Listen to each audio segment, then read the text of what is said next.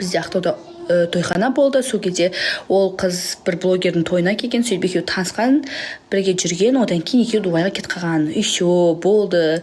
Сөйтіп Дубайдан обратно қайтарып алғам. Сол кезде хайвай прям жүріп үйтпеген, но бірақ екеуі енді болған шығар, білмеймін енді. Біреудің күнәсін арқаламын деп тұрған жоқ. Қойшы, не қыламын, бір блогерға шығарды. Уже ажырасып кеткен соң ба. Күйеуіңіз бүгін біздің банкке келді деді. Не істеді? Тағы да қарыз алма?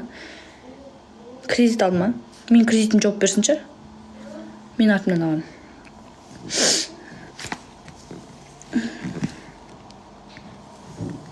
Иә, Әсел.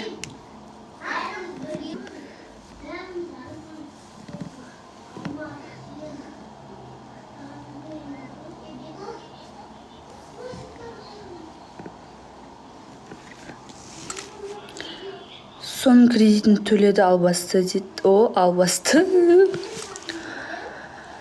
Енді дұрыс қой, екінші әйелдің кредитін төлейді тұрып отқан.